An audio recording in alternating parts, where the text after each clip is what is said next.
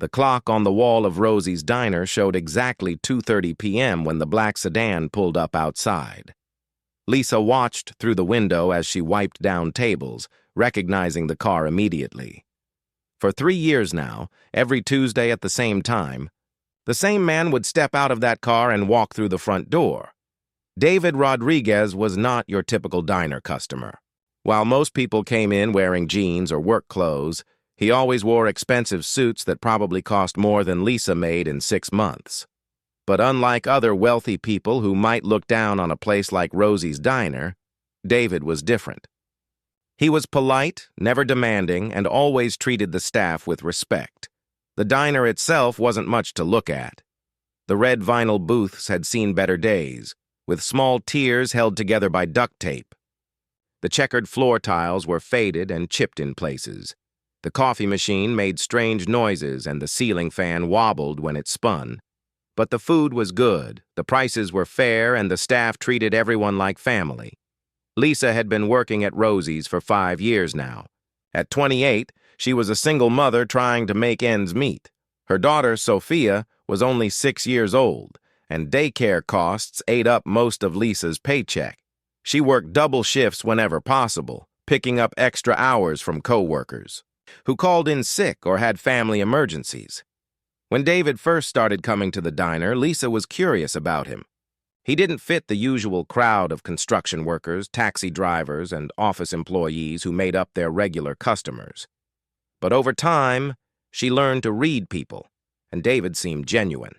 He always sat in the same corner booth, ordered the same thing every time, and left generous tips that helped Lisa pay her bills.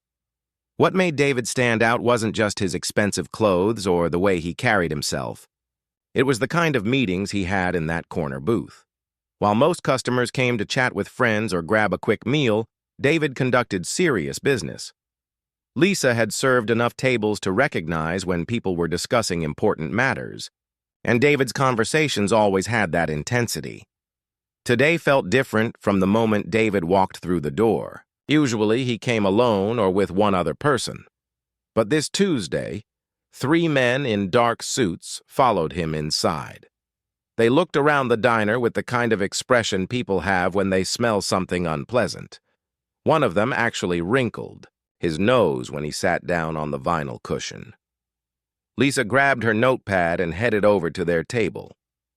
The 3 strangers were already talking in low voices when David sat down.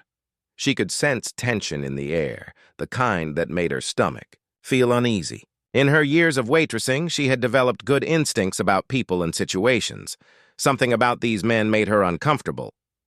"Good afternoon, Mr. Rodriguez," she said with her usual friendly smile. "The regular today?" David looked up and nodded. "Black coffee and a Caesar salad, please, and whatever these gentlemen would like." The 3 men barely glanced at her when they ordered. The first one, who seemed to be their leader, had slicked back hair and cold eyes that never quite met hers. He ordered coffee but didn't say please or thank you. The second man was younger, constantly checking his phone and tapping his fingers on the table. The third was older, with a permanent scowl and the kind of handshake that probably crushed bones. As Lisa walked back to get their orders, she noticed how differently these men acted compared to David's usual business partners. The people David normally met with were friendly, professional, and treated the diner staff well. These 3 acted like they were doing everyone a favor just by being there. The coffee machine hissed and gurgled as Lisa prepared their drinks. Through the service window, she could see the men leaning in close to David, speaking in urgent whispers. The leader kept pulling out documents from a leather briefcase, spreading them across the small table. Even from a distance, Lisa could see that David looked uncomfortable. When she returned with their coffee, the conversation stopped abruptly. All 4 men looked up at her with expressions that made her feel like she had interrupted something private. The leader quickly shuffled the papers together and turned them face down on the table. "Thank you," David said, his voice sounding strained. The other men remained silent. As Lisa walked away, she couldn't shake the feeling that something was wrong. In all the time she had been serving David, She had never seen him look so tense. His usual calm confidence was replaced by something that looked almost like worry. The diner was unusually quiet for a Tuesday afternoon. Most of the lunch rush had ended, leaving only a few customers scattered throughout the dining area. An elderly man sat at the counter reading a newspaper. A young couple shared a piece of pie in a booth near the window. Two construction workers discussed their weekend plans over burgers and fries. Lisa tried to focus on her other customers, but she found herself glancing toward David's table every few minutes. The three strangers seemed to be doing most of the talking, while David listened with a frown on his face. Occasionally, one of them would point to the documents on the table, speaking more urgently.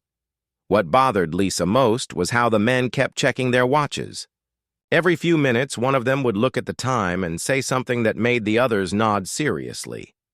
It reminded her of the high-pressure sales tactics she had learned about in her business classes, back when she thought she might become an accountant instead of a waitress.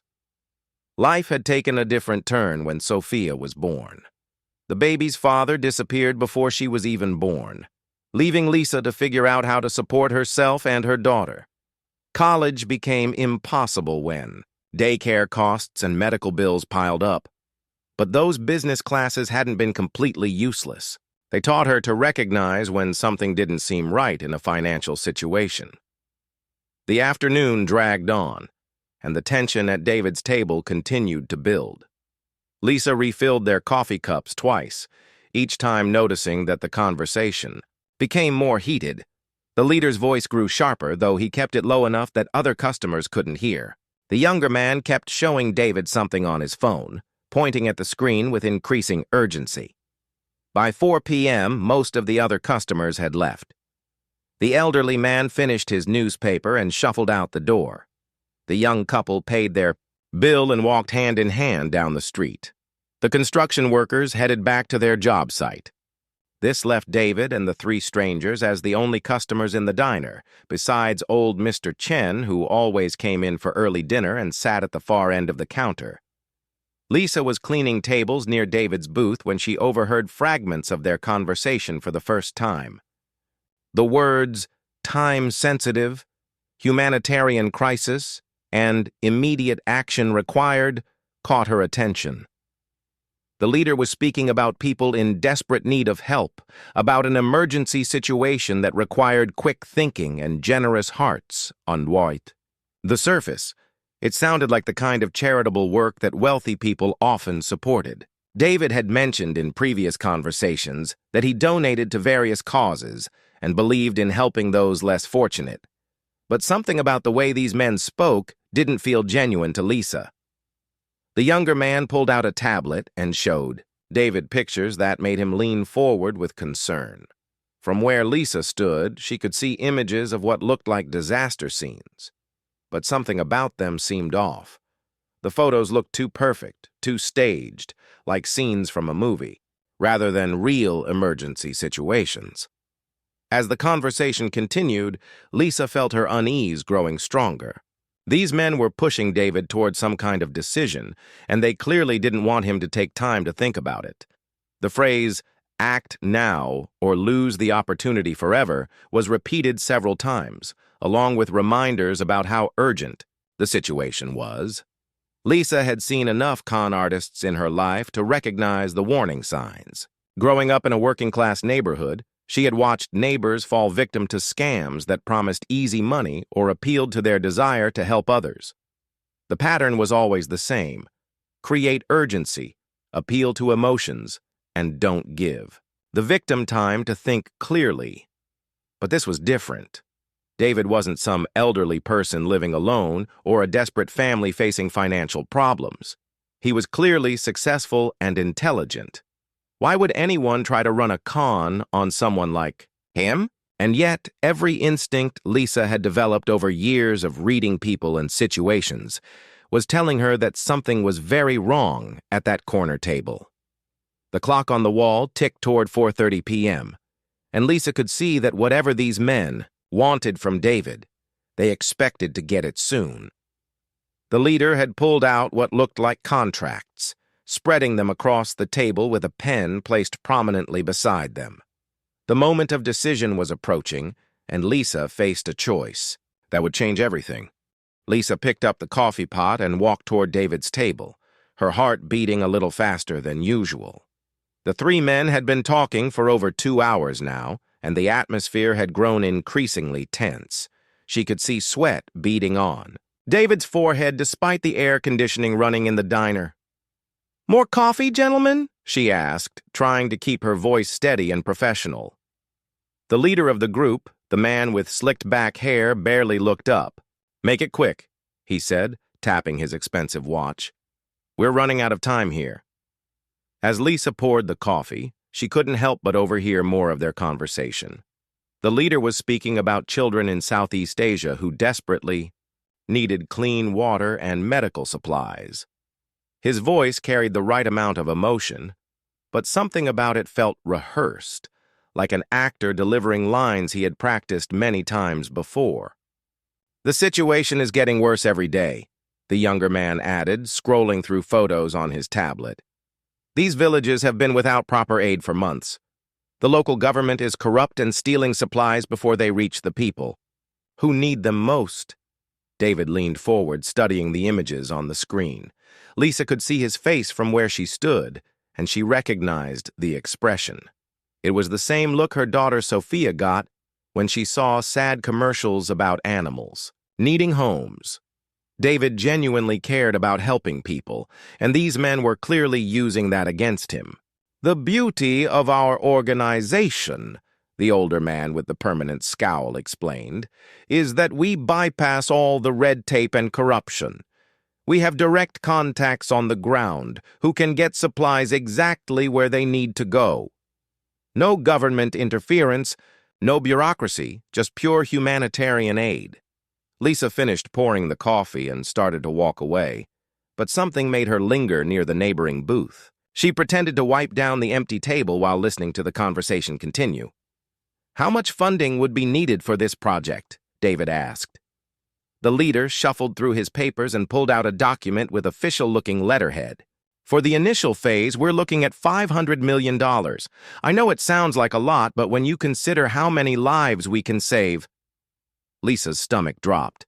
$500 million was more money than she could even imagine. But what bothered her more was how quickly the man had answered, as if he had been waiting for that exact question. "The thing is," the younger man said, glancing at his phone, "we have a narrow window of opportunity here. Our contacts on the ground can only guarantee safe passage for supplies during the next 48 hours. After that, the rainy season starts, and the roads become impossible to navigate." Lisa had studied enough business courses to recognize high-pressure sales tactics when she heard them. Create urgency, limit the time for decision-making, and make the customer feel like they'll miss out on something important if they don't act immediately. But this wasn't someone trying to sell a car or a vacuum cleaner. This was $500 million they were talking about. The older man reached into his briefcase and pulled out more documents. "We've prepared all the necessary paperwork," he said, spreading contracts across the small table. "Everything is ready to go. We just need your signature and wire transfer authorization, and we can have the first shipment of supplies in the air within 6 hours." David picked up one of the contracts and began reading it carefully. As he did, Lisa noticed the three men exchange quick glances with each other. The younger man checked his phone again, and the leader drummed his fingers impatiently on the table.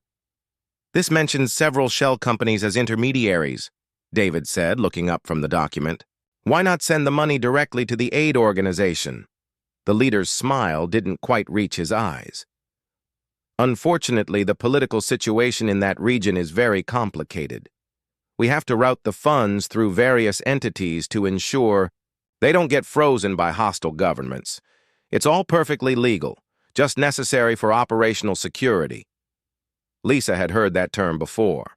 In her business classes, the professor had explained how legitimate companies sometimes used complex structures for international operations. But he had also warned that criminals used similar setups to hide illegal activities. The key was in the details, and something about these details didn't feel right. The younger man suddenly stood up. "Excuse me, I need to take a call from our field coordinator," he said, walking toward the front door with his phone pressed to his ear. Lisa watched him through the window as he paced back and forth on the sidewalk, apparently having an animated conversation with someone. With one of the men gone, the atmosphere at the table shifted slightly. The older man leaned back in his seat, and the leader seemed to relax a bit. Lisa took the opportunity to refill their water glasses, moving slowly to catch more of their conversation. "I understand your caution, David," the leader was saying. "A man in your position has to be careful about where he invests his money. But sometimes, when lives are on the line, we have to trust our hearts more than our heads." David nodded, but Lisa could see the uncertainty in his eyes. He was a successful businessman who had probably made thousands of important decisions. But this one was clearly weighing on him heavily. "The thing is," the older man added, "we've already committed our own resources to this project. My organization has put everything on the line because we believe so strongly in this cause. We're not asking you to take a risk we haven't already taken ourselves." Lisa almost dropped the water pitcher when she heard that. It was another classic manipulation tactic she remembered from her classes, making the victim feel like they would be letting down people who had already sacrificed for the cause. It was emotional manipulation disguised as shared responsibility. The younger man returned from his phone call, looking more urgent than before. "I just spoke with our team leader in the field," he announced as he sat back down. "The situation is deteriorating faster than we expected. They're saying if we don't get the first wave of supplies there by Thursday, some of these villages might not survive until the next supply window opens." David's face grew pale. "Thursday? That's only 2 days away." "Which is why we need to move. Quickly," the leader said, pushing the contracts closer to David. "Every hour we delay is another hour those children go without clean water and medicine." Lisa felt sick to her stomach. These men were using the image of suffering children to pressure David into making a decision without proper research. Even if David could afford to lose $500 million, which she doubted, the principle of what they were doing was wrong. As she walked back toward the kitchen, Lisa's mind raced through everything she had heard. The story sounded compelling on the surface, but there were too many red flags. The extreme urgency, the complex financial structure, the emotional manipulation, and the way the three men seemed to have rehearsed answers for every question David asked. But what could she do? She was just a waitress in a small diner. David was a wealthy, intelligent businessman who surely knew more about these things than she did. Who was she to interfere in a conversation involving $500 million? Still, she couldn't shake the memory of her father's story. When she was 12 years old, her dad had fallen victim to a construction scam.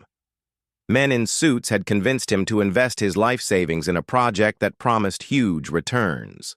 They had used similar tactics: urgency, emotional appeals, and fake documentation that looked official, but fell apart under closer examination. Her father had lost everything and never fully recovered from the betrayal. The family had to sell their house and move to a small apartment. Lisa had watched her father blame himself for years, wondering how he could have been so foolish. But he hadn't been foolish. He had been targeted by professional criminals who knew exactly how to exploit good people's desire to trust and help others. Looking back at David's table, Lisa saw him reaching for the pen that lay beside the contracts. The three men were all leaning forward slightly, like predators watching their prey approach a trap. The leader's hand was already reaching for his phone, probably ready to call someone as soon as the signature was complete. In that moment, Lisa realized she was facing the most important decision of her life. She could stay silent, serve coffee, and mind her own business like most people would expect her to do. Or she could risk everything to warn a man she barely knew about something she couldn't prove. The clock on the wall showed 4:45 p.m. David's hand hovered over the contract with the pen poised to sign. The three men held their breath in anticipation, and Lisa stood frozen in the middle of the diner, knowing that whatever happened in the next few minutes would change everything. Lisa's hands trembled as she stood behind the counter, watching David's pen hover over the contract. Her heart was pounding so loud she was sure everyone in the diner could hear it. The three men at the table were completely focused on David, their eyes locked on his every movement like hunters watching their prey. She thought about her daughter Sophia, who was probably at daycare right now, coloring pictures or playing with blocks. Sophia would be picked up in 2 hours, and Lisa needed this job to pay for that daycare.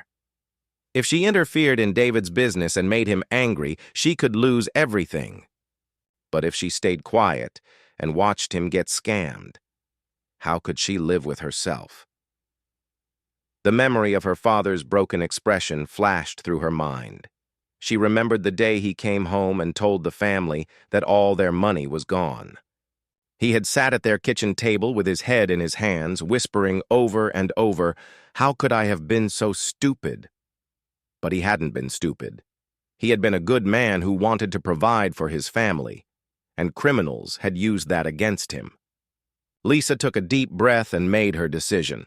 She grabbed a stack of dessert menus from behind the counter and walked toward David's table, her legs feeling shaky with each step.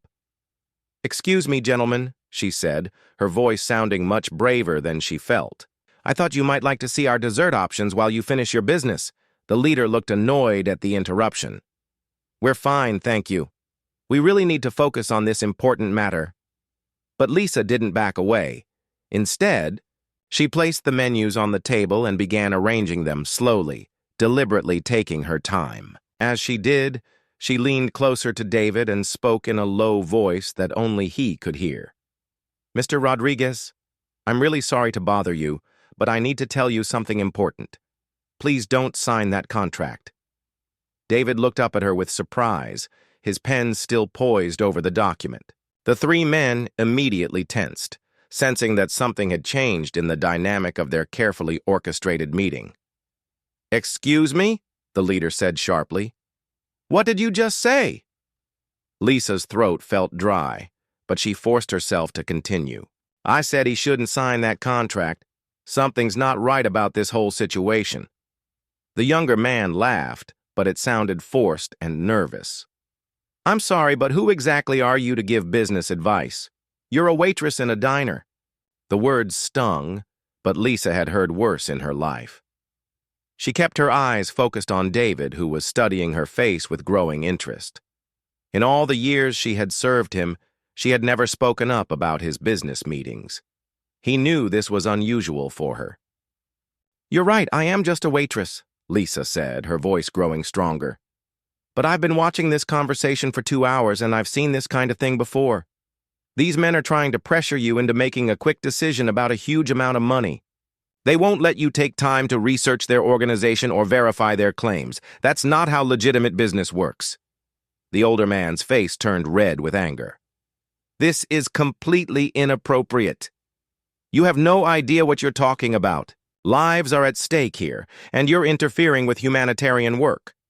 But David held up his hand, signaling for everyone to be quiet. "Let her talk," he said calmly. "Lisa, what exactly are you seeing that concerns you?" Lisa felt all eyes in the diner focused on her. Old Mr. Chen had stopped eating his early dinner and was watching from the counter. Even the cook had poked his head out from the kitchen to see what was happening. But she pressed on, knowing this might be her only chance. "First," she began, "they keep talking about how urgent everything is. They say you only have hours to decide about spending $500 million. No legitimate charity would pressure someone like that. They would want you to research them, talk to your advisors, and make an informed decision." The leader interrupted. "The emergency situation doesn't wait for..." "Second," Lisa continued, ignoring him, "they're using emotional manipulation. They keep showing you pictures of suffering children and talking about people dying if you don't act immediately. That's what con artists do. They appeal to your emotions so you won't think clearly about the facts."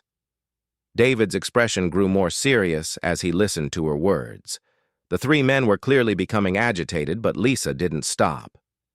"Third, When you asked about their financial structure, they gave you complicated explanations about shell companies and routing money through different organizations. Legitimate charities are transparent about where donations go. They want donors to know exactly how their money is being used. The younger man stood up abruptly. This is ridiculous. We don't have to sit here and listen to accusations from someone who doesn't understand international humanitarian work. But David remained seated, his attention fully focused on Lisa. What else? He asked quietly. Lisa took another deep breath. I noticed they have rehearsed answers for everything. Every time you ask a question, they respond immediately without thinking, like they've had this exact conversation many times before. And they keep checking their phones and watches like they're coordinating with other people.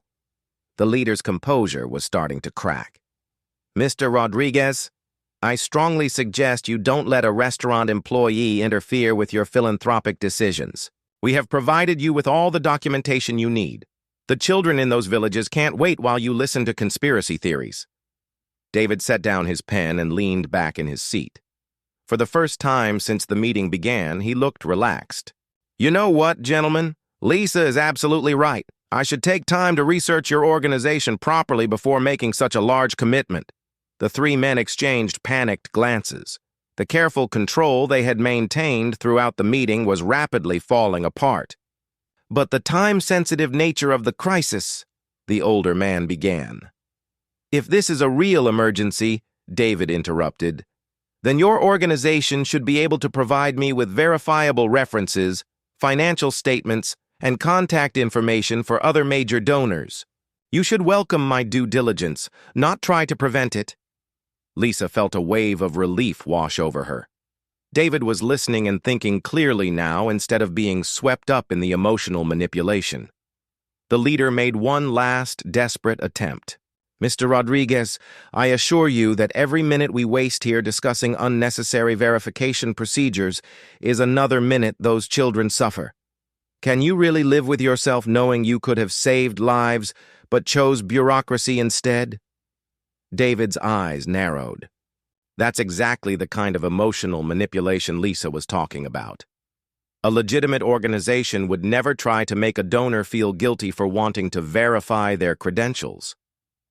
The atmosphere in the diner had completely changed.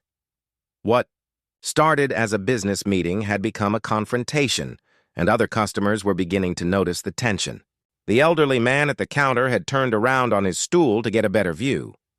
Two new customers who had just walked in sensed the drama and chose a table on the far side of the restaurant. Lisa realized she was shaking, but not from fear anymore. She had found her voice and spoken up for what was right, even when it meant risking her job and challenging people who had more money and power than she could imagine.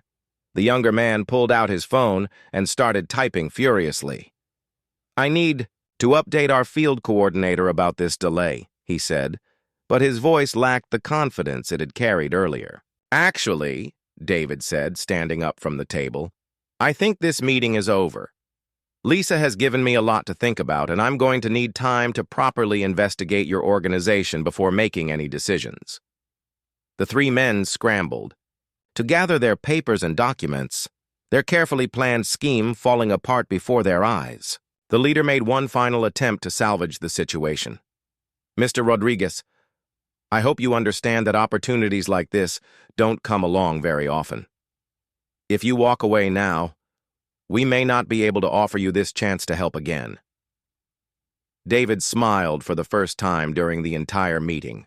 If your organization is legitimate, then I'm sure you'll be happy to work with me after I've completed my research. And if you're not legitimate, then I'm very grateful to Lisa for helping me avoid a serious mistake.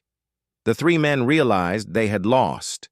Without another word, they stuffed their papers into briefcases and headed for the door, their expensive shoes clicking angrily against the worn diner floor. As they left, Lisa collapsed into the nearest chair, her legs finally giving out from the adrenaline and stress. She had just confronted 3 professional con artists and possibly saved a man from losing $500 million. But more importantly, she had found the courage to speak up when it mattered most, just like she wished someone had done for her father all those years ago. After the three men stormed out of the diner, an uncomfortable silence filled the air. Lisa sat in the chair where she had collapsed, her hands still shaking from the confrontation. David remained standing by the table, staring at the contracts. The men had left behind in their hurry to escape.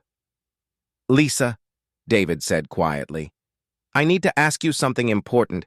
How certain are you that those men were trying to scam me?"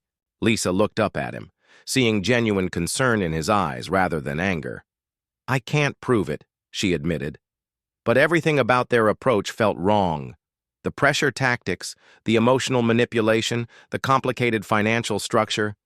It all reminded me of what happened to my father. David nodded slowly and pulled out his phone. "I'm going to call my security team and my lawyer. If you're right about this, we need to act quickly. These men might be running the same scam on other people right now." While David made his calls, Lisa got up and started cleaning the abandoned table. The contracts were still scattered across the surface, and she couldn't help but look at them more closely. Even though she wasn't a lawyer, some things stood out immediately. The letterhead looked official, but the addresses listed were just post office boxes. The bank account numbers were from institutions she had never heard of. Most telling of all, the organization's website address was printed at the bottom, but when she looked carefully, it had only been registered 3 weeks ago. "My lawyer is on his way," David announced, hanging up his phone. "And I've asked my security team to run background checks on those 3 men. If they're professionals, we should know within the hour." Lisa poured herself a cup of coffee with trembling hands. The reality of what had just happened was starting to sink in. She had accused 3 well-dressed businessmen of being criminals based on nothing more than her instincts and some half-remembered lessons from college. What if she was wrong? What if they really were legitimate aid workers trying to help people in crisis? "Mr. Rodriguez," she said hesitantly, "what if I made a mistake? What if those men were telling the truth and I just cost you a chance to help people who really need it?" David sat down across from her and smiled reassuringly. "Lisa, in my 30 years of business, I've learned to trust people who have nothing to gain by warning me about something.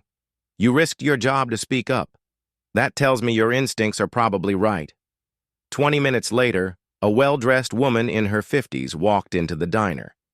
She had the confident bearing of someone accustomed to handling serious legal matters. David stood up to greet her.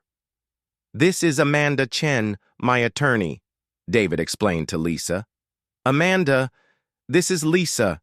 She's the one who warned me about the contract." Amanda shook Lisa's hand firmly.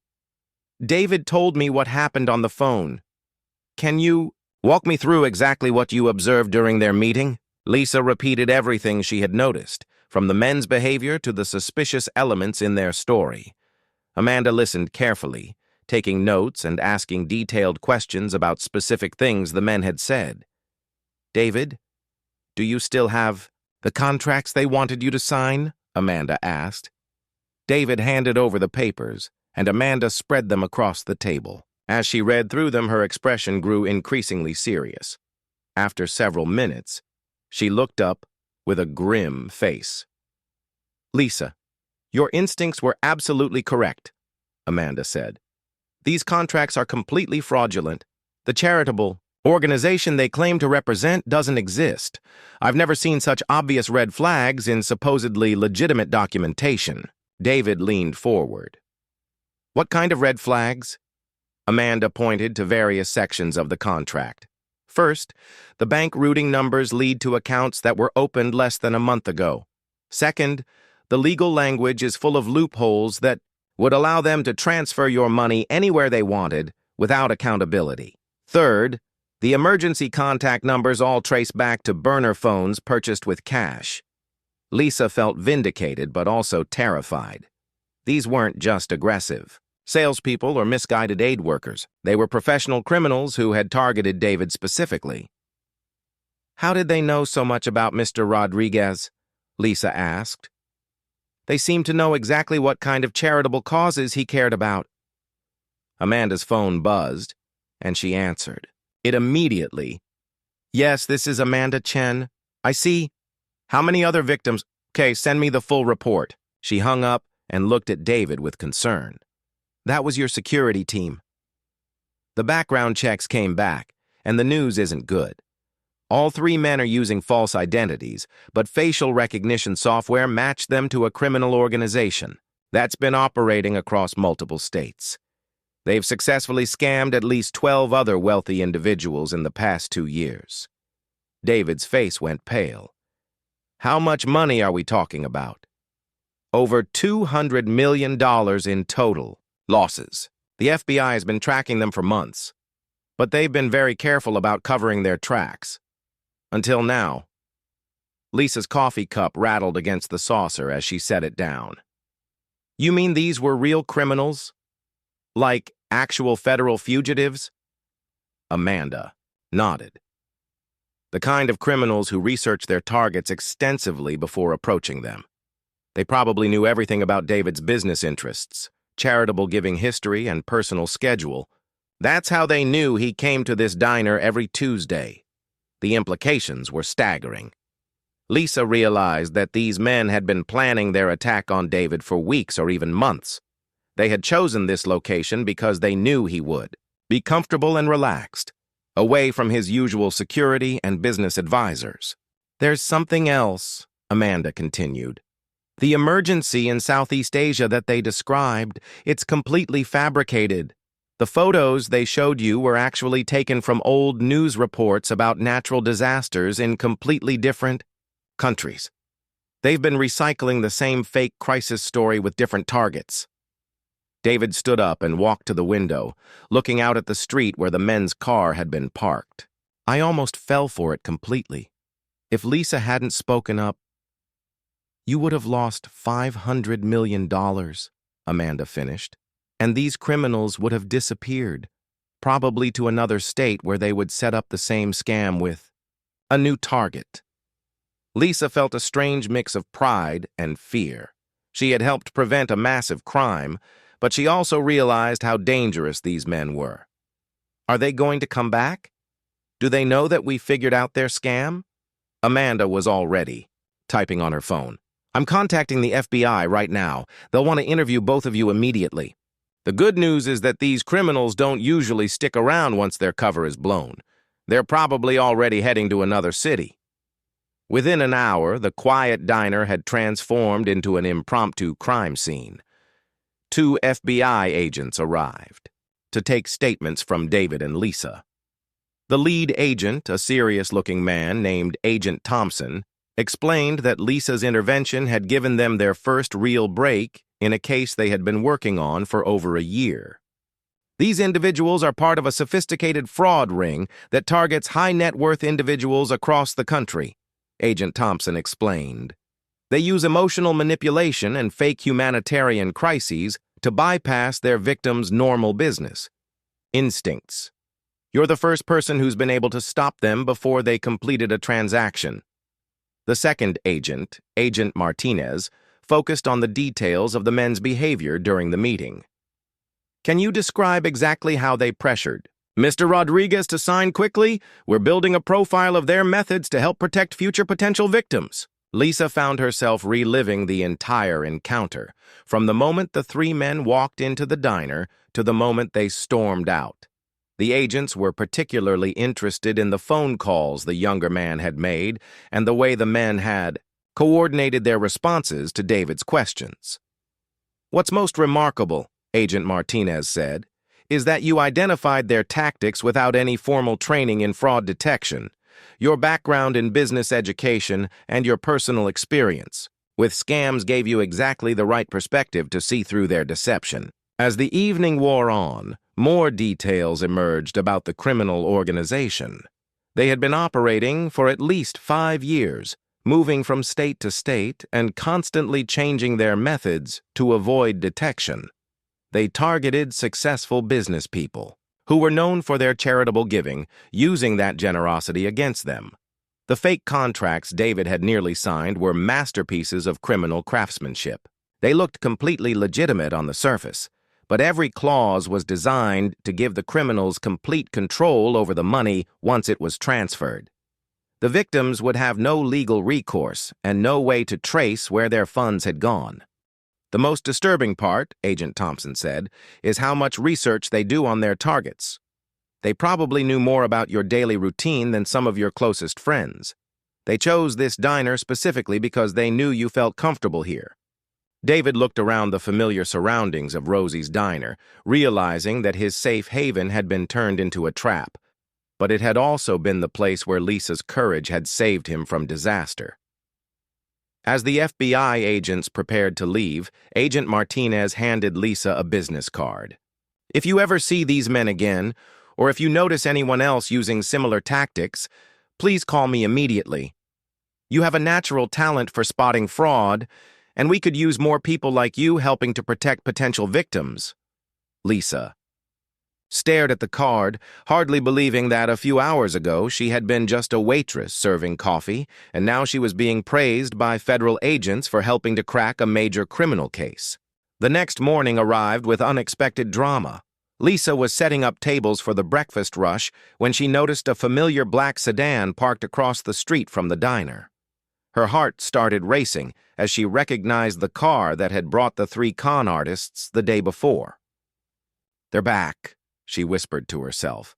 Ducking behind the counter to avoid being seen through the windows, she quickly pulled out her phone and called the number Agent Martinez had given her. "This is Lisa from Rosie's Diner," she said in a low voice. "Those three men are outside in their car. They've been sitting there for about 10 minutes just watching the place." "Stay calm and stay inside," Agent Martinez instructed. "We have units in the area. Whatever you do, don't let them know you've spotted them." Lisa's hands were shaking as she hung up the phone. The breakfast cook, a gruff man named Tony who had worked at the diner for 15 years, noticed her distress. "You okay, kid?" Tony asked, poking his head out from the kitchen. "You look like you've seen a ghost." "Those men from yesterday are back," Lisa explained. "The FBI said they might try to return, but I didn't think they would be stupid enough to actually do it." Tony's expression darkened.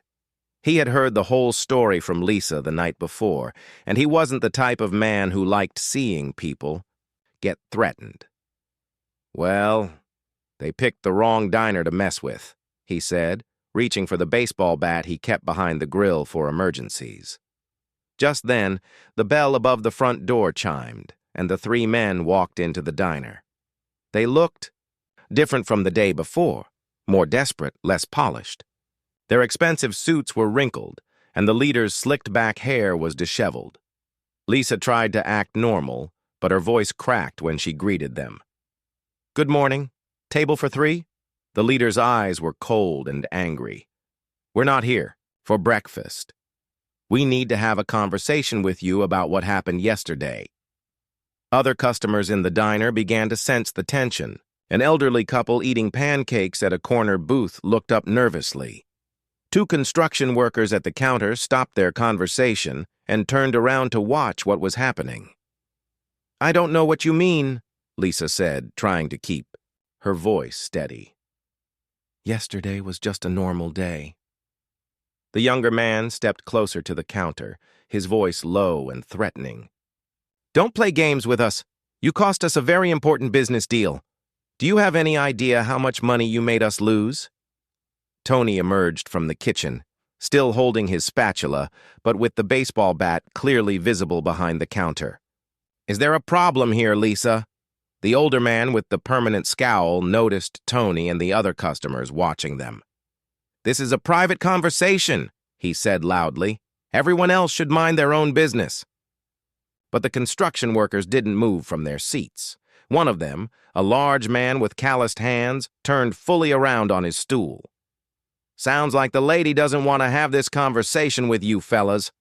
The leader realized that the situation was spiraling out of control. This wasn't how professional con artists usually operated. They preferred to work quietly, avoiding attention and confrontation. But losing a $500 million score had made them desperate and reckless.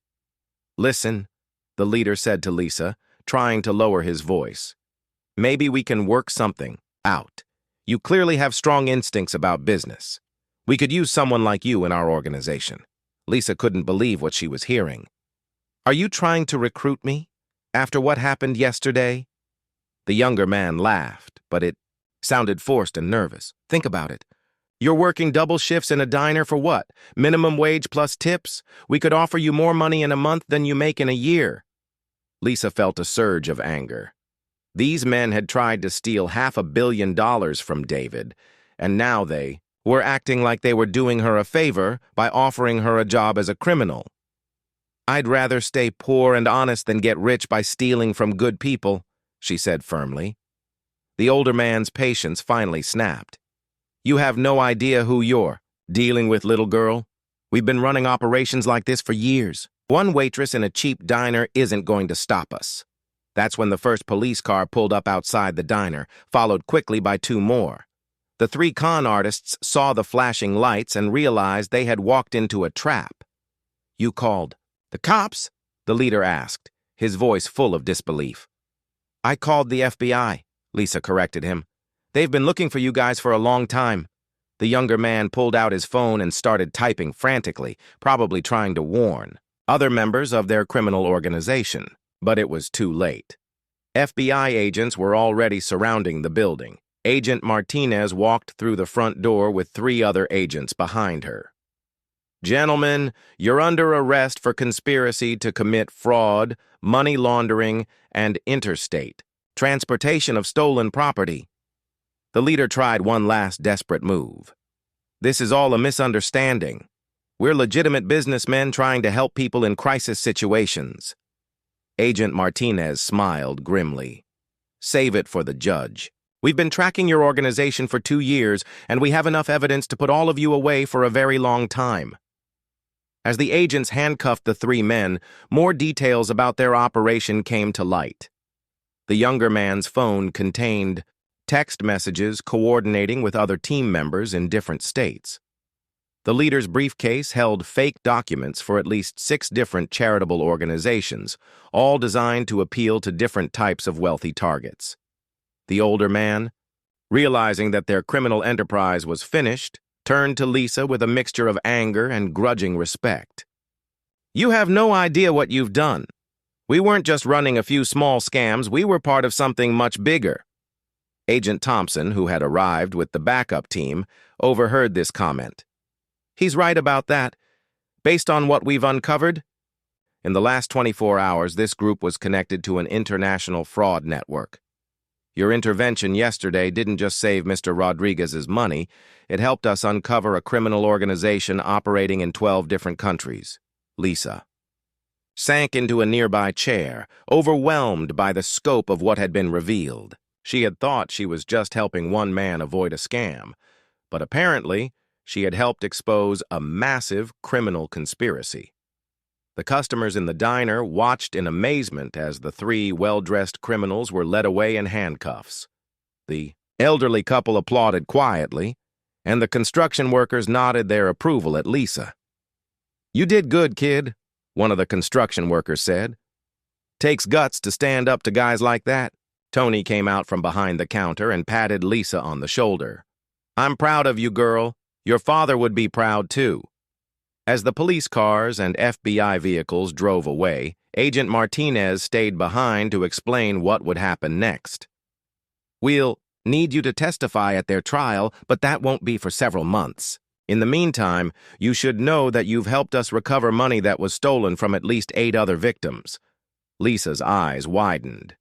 They actually got money from other people? Over $200 million.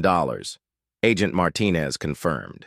But because you stopped them and helped us make these arrests, we were able to freeze their bank accounts before they could move the money offshore. Most of their victims will get their life savings back. The weight of this information hit Lisa like a truck. By speaking up in that moment of courage, she hadn't just saved David from losing money. She had helped return stolen life savings to families and individuals who had been devastated by these criminals. There's something else you should know, Agent Martinez continued. The FBI is going to recommend you for a Civilian Commendation Award. What you did took real courage, and it made a difference in more lives than you can imagine. As the agent left, Lisa looked around the diner that had been her workplace for 5 years. It seemed different now, charged with the energy of everything that had happened. She had always thought of herself as just a waitress trying to make ends meet. But in the span of 2 days, she had become something more, a person who stood up for what was right, even when it was scary and difficult. The breakfast rush was about to begin, and she had work to do. But as she tied her apron and picked up her order pad, Lisa knew that her life would never be quite the same again. 1 week after the arrests, Lisa was working her usual Tuesday shift when David walked through the front door of Rosie's diner. But this time, he wasn't alone. A woman in a professional business suit accompanied him, along with a man carrying what looked like legal documents. Lisa felt nervous as she approached their table. Ever since the FBI investigation had made local news, she had been worried that David might blame her for all the attention and drama. After all, his quiet business meetings at the diner were no longer secret. "Good afternoon, Mr. Rodriguez," she said cautiously. "Your usual table?"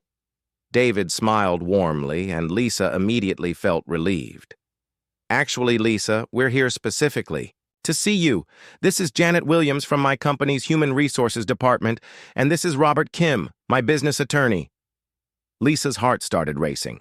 Had she somehow gotten in legal trouble for her involvement in the case? "Is everything okay?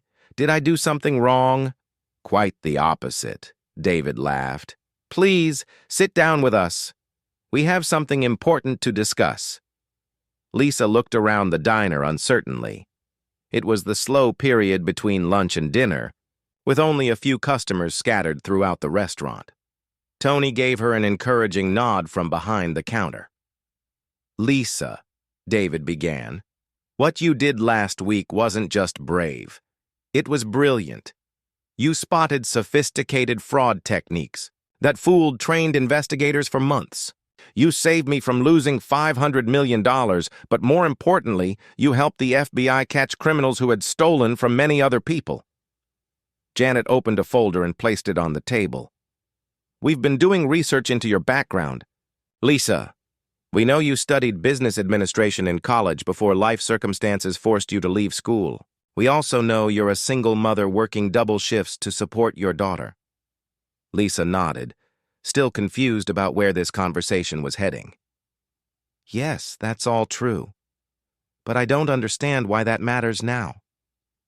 Robert pulled out several official-looking documents. "Mr. Rodriguez would like to offer you a position with his company. We're creating a new department focused on fraud prevention and security awareness. We need someone who can spot deception and manipulation tactics. And you've proven you have that ability." Lisa stared at them in shock. "You want to offer me a job, but I'm just a waitress. I don't have any formal training in security or fraud detection." "Sometimes the best training comes from real-world experience," David explained. "You identified those criminals using instincts and knowledge that can't be taught in any classroom. We want you to help train our executives and employees to recognize similar threats." Janet slid a paper across the table. "The starting salary would be $75,000 per year, with full health benefits and a college tuition reimbursement program if you want to finish your degree." Lisa's hands shook as she looked at the numbers on the paper. It was more money than she had ever imagined making, enough to provide real security for herself and Sophia. But something even bigger was coming. "There's more," David said, his eyes twinkling with excitement. "Lisa, your actions last week got me thinking about something important. How many other people out there are being targeted by scams like this? How many families are losing their life savings because they don't know how to recognize the warning signs?" Robert opened another folder. "Mr. Rodriguez has decided to establish a foundation dedicated to protecting working families and small business owners from financial fraud. The foundation will have $50 million in initial funding." Lisa's coffee cup rattled against the saucer as she set it down. $50 million? That's incredible. But what does that have to do with me?" David leaned forward. "We want You to be the director of the foundation, Lisa. You'll oversee programs that teach people how to recognize scams, provide support for fraud victims, and work with law enforcement to catch criminals before they can hurt more people. The words hit Lisa like a lightning bolt. She sat in stunned silence, trying to process what she was hearing. A week ago, she had been worried about paying her electricity bill. Now she was being offered the chance to run a $50 million organization. "I don't know what to say," she whispered. "This is overwhelming. Are you sure you want me for such an important job?" Janet smiled reassuringly. "Lisa, you've already proven you're the right person for this role. You spotted professional criminals that had fooled wealthy, educated people for years.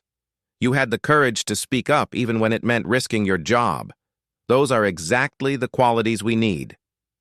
David pulled out his phone and showed Lisa a news article. "Look at this. Since the story about what happened here broke in the news, 12 other people have come forward to report similar scams they encountered. Your actions have inspired other potential victims to trust their instincts and ask for help." Lisa read the headline with amazement. "Waitress's warning leads to major fraud bust. Victims encouraged to come forward." The article included quotes from people who said her story had given them confidence to report suspicious activities they had encountered. "But running a foundation, I've never managed anything bigger than my section of tables in this diner," Lisa said, still struggling to believe this was real. Robert opened the legal documents. "That's why we've designed the position to include extensive training and support. You'll work with experienced nonprofit managers, financial experts, and law enforcement professionals. Your job will be to provide the street-smart perspective that academic experts sometimes miss." Tony had been listening to the conversation from behind the counter, and he couldn't contain his excitement any longer. "Lisa, this is incredible. You have to say yes. Think about what this could mean for you and Sophia." Lisa thought about her daughter, who was now 6 years old and starting to ask questions about why Mommy had to work so many hours. With this opportunity, she could provide Sophia with a stable home, a good education, and most importantly, time to actually be present as a mother. "The foundation will be headquartered right here in the neighborhood," David continued. "We're purchasing the old bank building 2 blocks away and renovating it into our offices. That way, you'll still be close to this community that has supported you." Lisa looked around Rosie's diner, taking in the familiar sights and sounds that had been her world for 5 years. The cracked vinyl booths, the wobbling ceiling fan, the smell of coffee and bacon that seemed permanently embedded in the walls. This place had been her refuge during the hardest years of her life. "What about my job here?" she asked. "These people are like family to me." David smiled. "We're not asking you to abandon this place, Lisa. We're hoping you'll help us create something that honors what you learned here. The Foundation's mission statement includes supporting small businesses and working-class communities, places exactly like this diner." Janet pulled out one final document. "We're also proposing to establish a scholarship program for single parents who want to return to school. It would be funded through the foundation and administered in partnership with local community colleges." Lisa felt tears starting to form in her eyes. Everything they were offering addressed not just her own struggles, but the challenges faced by countless other people in similar situations. "There's one more thing," David said softly. "We want to name the foundation after your father, the Rodriguez Foundation for Financial Justice, in memory of Carlos Martinez, a good man who deserved better protection from the criminals who targeted him." That broke down Lisa's remaining emotional barriers. The idea that her father's memory could be honored through work that protected other families from the same fate he had suffered was more meaningful than any salary or title. "Mr. Rodriguez," she said through her tears, "a week ago, I was just trying to do the right thing for one person. I never imagined it could lead to something like this." David reached across the table and gently squeezed her hand. "Lisa, sometimes the most important changes in the world start with one person having the courage to speak up when it matters. You didn't just save my money. You showed me that real wisdom and integrity can come from the most unexpected places." Lisa, looked at the contracts and job offers spread across the table, then glanced around the diner one more time. In a few months, she would trade her waitress apron for business suits and transform from someone who served coffee to someone who served justice. But she would never forget the lessons this humble diner had taught her about the importance of paying attention, speaking up for what's right, and never underestimating the power of ordinary people to make extraordinary differences. "Yes," she said firmly, picking up the pen to sign the contracts. "Let's change some lives." As word spread through the diner about Lisa's incredible opportunity, customers and staff gathered around to congratulate her. Tony wiped away tears as he hugged her, and even old Mr. Chen came over from his usual spot at the counter to shake her hand. The story of the waitress who warned a billionaire had become something much bigger, a reminder that courage and integrity could transform not just individual lives but entire communities, and it all started with one person who decided that staying silent was not an option when someone needed help.